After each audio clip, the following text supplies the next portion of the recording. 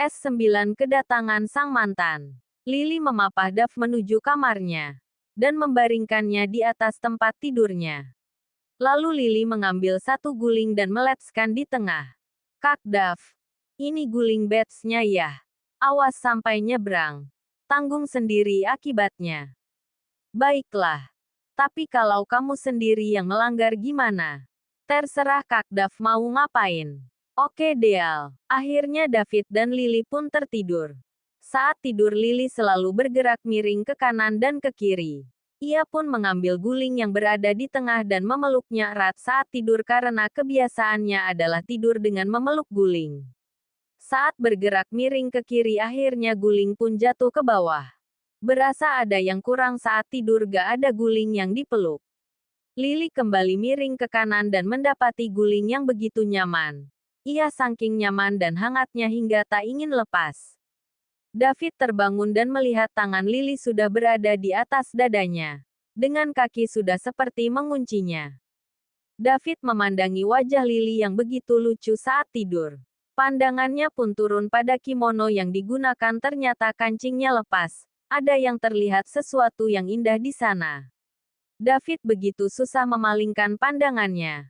Lalu dia berniat ingin mengancingkan kembali baju tidur Lily. Saat tangan David ingin meraih kancing baju, Lily malah menarik tangan David saat ia akan miring ke kiri. Dan saat itu juga David sudah berada setengah dari Lily. Lily pun jadi sesak dan batuk-batuk. Uhuk. Lily membuka matanya dan dilihatnya Dav berada di atasnya. Lily mendorong tubuh David ke samping. Aduh, David merasa kesakitan. Ya ampun Kak Dav, maaf ya. Aku gak sengaja. Lagian kenapa Kak David berada di atasku? Kan jadinya sesek. Yang niat mau gitu siapa? Kamu sendiri yang menarikku tadi. Mana mungkin. Coba lihat di mana gulingnya berada. Lily menoleh ke kanan dan ke kiri. Tak nampak di mana gulingnya. Gak ada tuh. Sekarang coba lihat di bawah tempat tidurmu. Lily melihat ternyata benar gulingnya jatuh di bawah tempat tidurnya. Jadi siapa yang melanggar aturan? Gak ada. Kan Lily gak sengaja jatuhinnya. Mau mengelak ya? Udah Lily mau tidur. Lily kembali akan tidur dan membelakangi David. David mendekatkan badannya di punggung Lily dan melingkarkan tangannya di pinggang rampingnya. Sebelum tidur kamu bilang jika kamu yang melanggar batas maka aku bebas mau berbuat apa. Lily yang mendengar itu hanya pura-pura tak mendengar. Kemudian David membalikkan badan Lily dan menatap wajahnya. Jangan pura-pura tak mendengar. Buka matamu. Lily masih tak membuka matanya. Jika kamu tidak membuka mata, jangan salahkan Kak Dav ya. Saat Kak Dav melakukan hal lain. Lily langsung membuka matanya. Apa yang akan Kak Dav lakukan? Melakukan apa yang seharusnya dilakukan oleh sepasang suami istri. Tapi Kak, Lily belum siap. Jika belum siap, kenapa kau terus menggodaku? Maksud Kak Dav. Dav berbisik di telinga Lily. Lihat bajumu terbuka seperti itu. Membuatku gerah.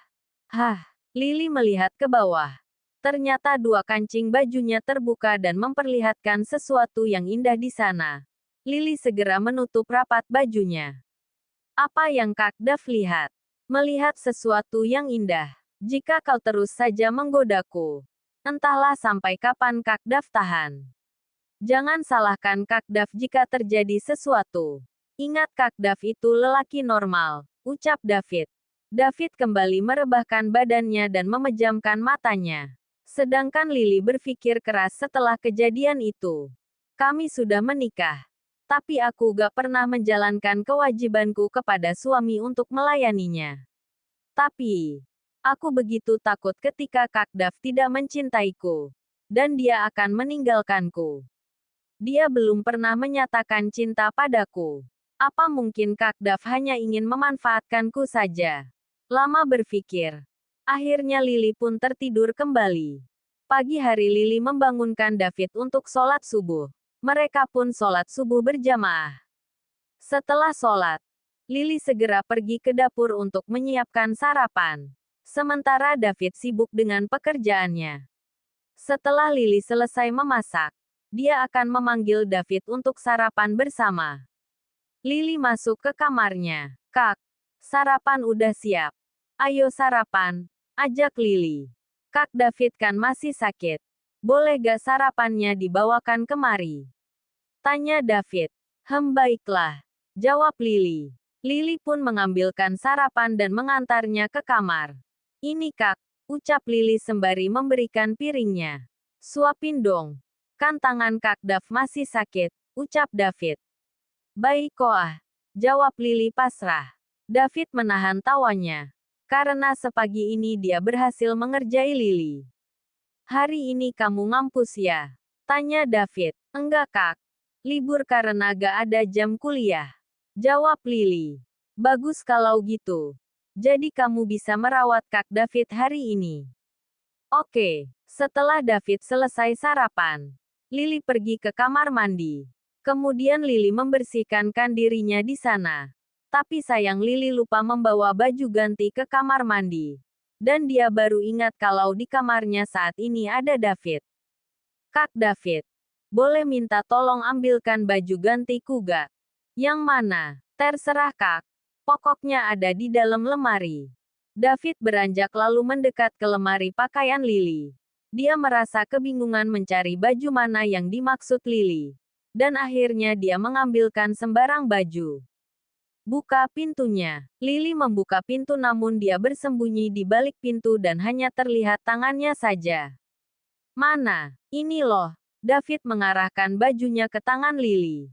Namun bukannya baju yang ditarik Lily malah tangan David yang ditarik dan memaksanya masuk ke dalam kamar mandi. Aduh salah tarik. Lily begitu malu. David melihat Lily yang hanya memakai handuk dan hasrat David pun langsung terpancing saat itu. David segera mengunci pintu-pintu dan menghidupkan showernya. Brus, guyuran air kini membasahi keduanya. Dan Lily begitu gugup saat David semakin mendekat. Kali ini Kak David gak bisa menahannya lagi Lily. Kenapa saat aku terus menahan? Justru kau semakin menggoda kakak. Aku gak sengaja Kak. David menarik pinggang Lily. Dan mendekatkan tubuh mereka yang sudah basah kuyup. David mengecup Lily dengan penuh kelembutan. Lily pun masih gugup namun tak menolak. Melihat respon Lily yang tak menolak, David lebih memperdalam kegiatannya di bawah guyuran air shower. Bagaimana bisa aku gak tergoda denganmu? Kau begitu indah dan cantik. Bisikan membuat jantung Lily berdegup semakin kencang. Kak Dav tolong jangan begitu. Aku takut, Lily menangis sejadi-jadinya. David begitu frustasi. Ia segera mematikan shower dan meninggalkan Lily sendiri di kamar mandi. Sementara David keluar kamar dan menuju kamarnya sendiri dengan perasaan yang kacau. Dan Lily masih menangis di kamar mandi. Kenapa dia selalu menghindar? Apa dia tak menyukaiku? David bertanya-tanya dalam hatinya. Asteris asteris asteris. 2 jam kemudian, Lily berniat untuk meminta maaf kepada David. Namun saat akan menuju kamar David, dilihatnya David sudah rapi seperti hendak akan pergi. Kak David mau kemana? Bukan urusanmu, Kak. David tidak menghiraukan Lily dan terus berjalan keluar rumah. Lily terlihat sedih melihat sikap David seperti itu. Kemudian David mengendarai mobilnya dan melaju begitu cepat. Kini Lily hanya sendiri merenungi kesalahannya. Kenapa aku begitu egois? Gara-gara aku Kak David sampai marah begitu. Aku ini istrinya. Tapi gak bisa memberikan kebahagiaan kepada suami. Ya Allah aku takut berdosa kepadamu. Kenapa hatiku belum siap? Bayang-bayang ketakutan itu selalu menghantuiku. Kak Dav maafkan aku. Batin Lily. Lily begitu menyesali atas kesalahannya. Namun dia tak tahu bagaimana cara meminta maaf kepada David. Sementara David yang masih merasa kecewa dan marah kepada Lily, terus melajukan mobilnya tanpa arah dan tujuan. Pikirannya tiba-tiba saja buntu dan akhirnya David memberhentikan mobilnya di sebuah kafe. Lalu David keluar dari mobil dan masuk ke dalam. David duduk di meja sendirian. Terlihat jelas di wajahnya kekecewaan yang mendalam. Kemudian David memesan makanan dan minuman kecil. Karena sedari siang dia belum makan sama sekali. Saat David tengah sibuk memainkan ponselnya. "Ini Pak pesenannya." Suara itu. David menghentikan aktivitasnya dan menegok ke depan. Aura. David dan Aura begitu terkejut saat pandangan mata mereka bertemu. David yang melihat Aura di hadapannya. Bagai mengenang masa lalu yang pahit.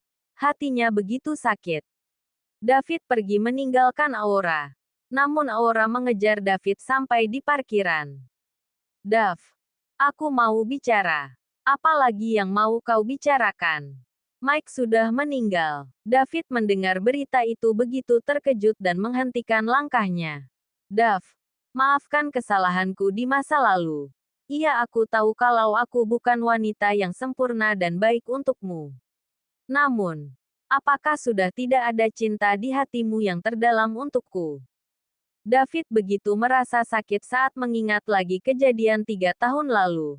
Namun tak dipungkiri, masih ada rasa sayang di hati David karena selain Aura pernah menjadi kekasih, ia juga sahabatnya dari kecil. "Kenapa kau bisa bekerja di tempat seperti ini?" "Semenjak Mike meninggal, aku diusir dari keluarganya.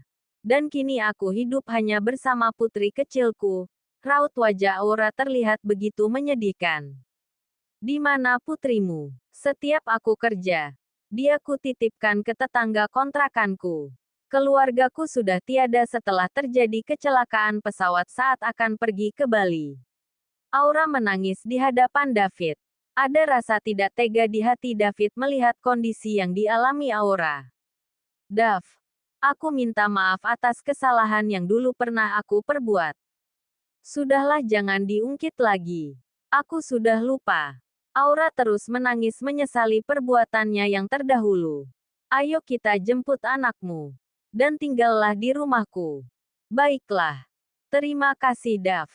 Aku tahu kau masih mencintaiku dan tak akan pernah lepas dari diriku," gumam Aura dalam hati.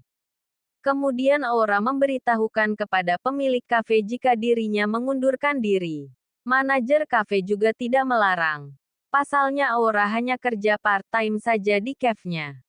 Lalu David dan Aura menjemput anaknya. Sesampainya mobil David di sebuah kontrakan kecil di ujung kota, David melihat seorang anak perempuan yang sedang bermain di halaman depan. Lalu David dan Aura keluar dari mobil. "Keira sayang, Mama." Anak itu berlari menuju Aura dengan tawa riang gembira. "Kamu main sendiri ya? Mana Bude?" "Bude lagi di dalam mau ambil minum." "Ma, Om ini siapa?" "Oh, ini namanya Om David. Teman dekat Mama." "Halo Om, namaku Keira. Om panggil aku Ki aja ya." "Halo Ki, Om ganteng. Boleh gak Ki panggil Papa?" Ki gak boleh ngomong gitu. Om David ini bukan papamu." "Tapi Ma, Ki suka sama Om David." "Boleh kok. Ki panggil Om David Papa." "Yeay. Makasih Papa." Keira pun nampak senang karena selama ini ia begitu merindukan sesosok ayahnya. Jangan ditanya bagaimana perasaan Aura yang bertambah girang di dalam hatinya saat ini. "Ayo kita berkemas. Kita akan pindah ke rumah Papa David sayang." "Oh, jadi kita gak tinggal di sini lagi ya Ma?" "Iya. Kita akan pindah rumah." Aura pun mengajak David masuk ke kontrakannya. David melihat kontrakan itu begitu kecil dan sempit. Belum lagi lingkungannya sedikit kumuh dan membuat David bertambah kasihan melihat kondisi mereka berdua.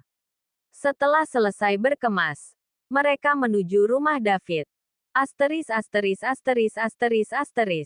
Di lain situasi, Lily tengah sibuk memasak di dapur menyiapkan makan malam untuk perminta maafnya kepada David.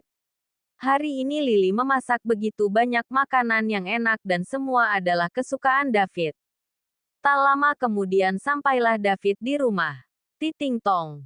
Mendengar bel rumah berbunyi, Lily segera berlari untuk membuka pintu rumahnya. Cekrek! Lily sangat terkejut saat melihat kedatangan David yang sedang menggendong seorang anak perempuan.